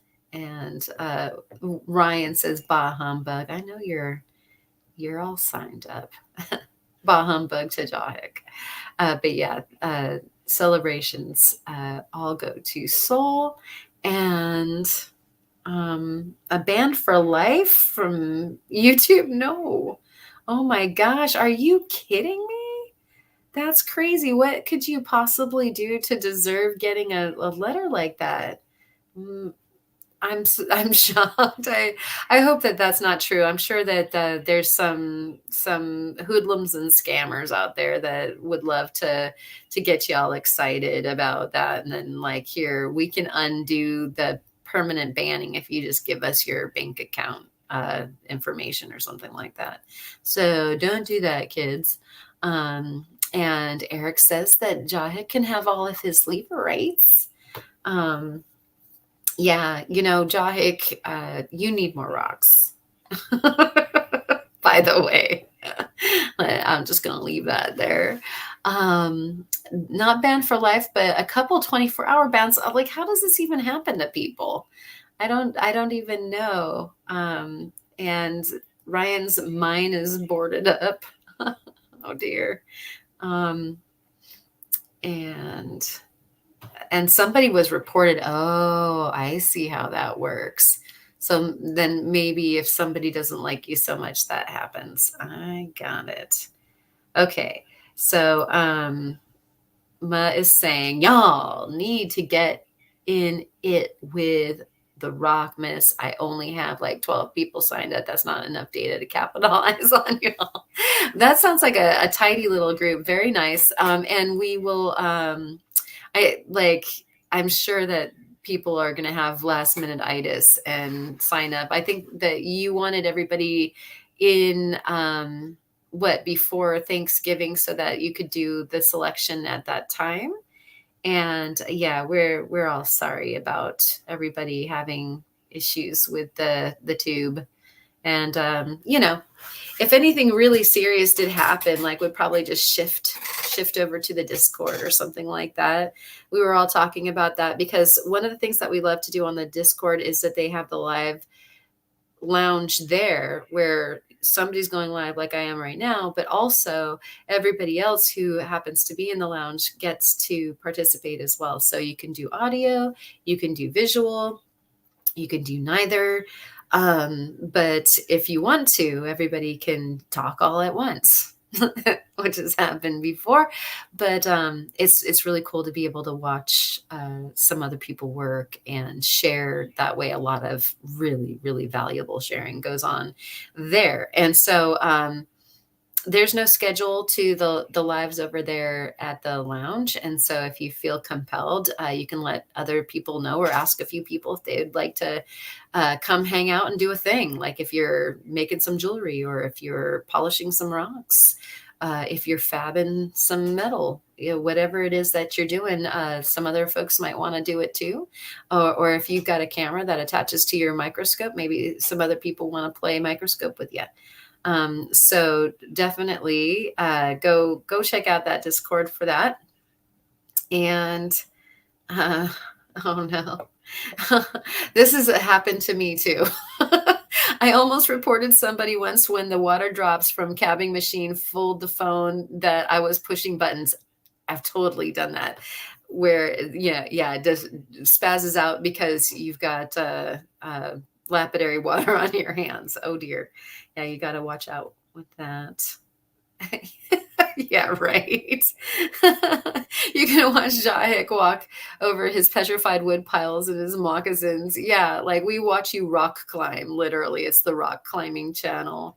And we get to mine incredible mineral resources in Jahik's shop. It is amazing. It's a good time. And so, Jahik, when are you going live? Are you going live after this? No pressure. And so, again, thanks to Kirk for the wonderful tsunami mug. Don't worry, the moose is still alive too. Steinkerns to you. I hope that you're feeling well. I hope that you have an absolutely fabulous weekend, full of rock hounding and or studio time and or at the very least fun videos. You know that the videos and lives are definitely going to be there. Cheers.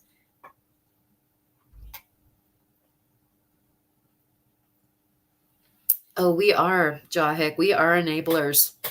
Didn't Bob say that this was Rockaholics Anonymous? You betcha. So what are you doing later, right? Like the pressure starts. um, and thank you very much, Bob. I will feel better as well. We will all feel better. Rox is gonna make it happen. And so with that, I'll bid you all adieu. Thank you so much for coming. We'll roll the credits, and I will see you guys all around the live streams this weekend. Cheers to you, and thanks again for coming. Are we alive, everybody?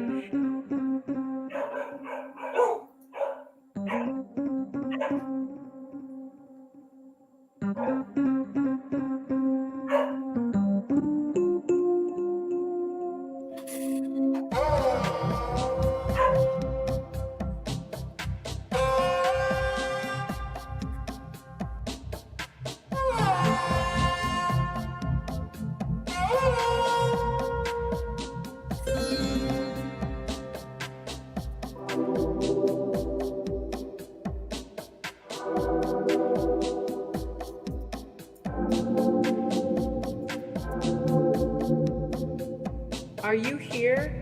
Am I here?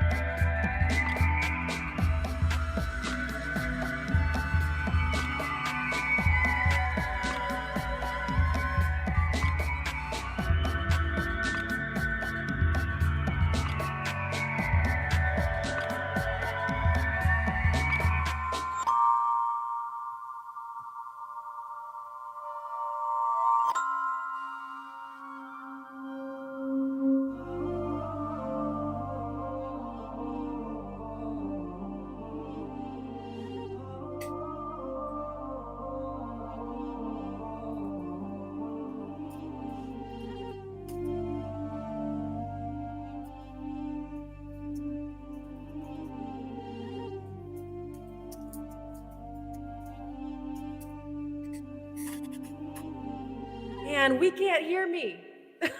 Let's start over again.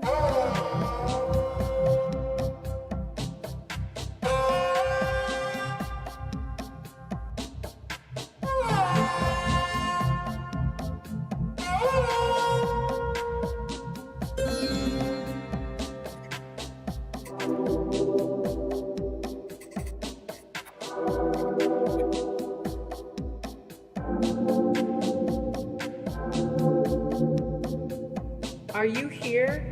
Am I here?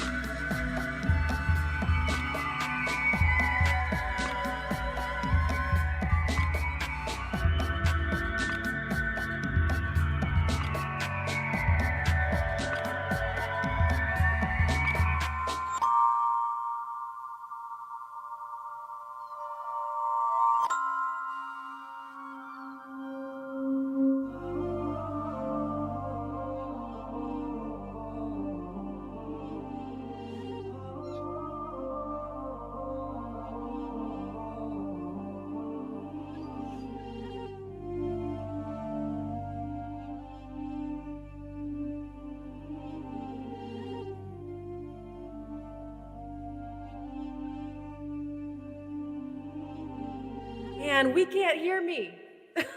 Let's start over again.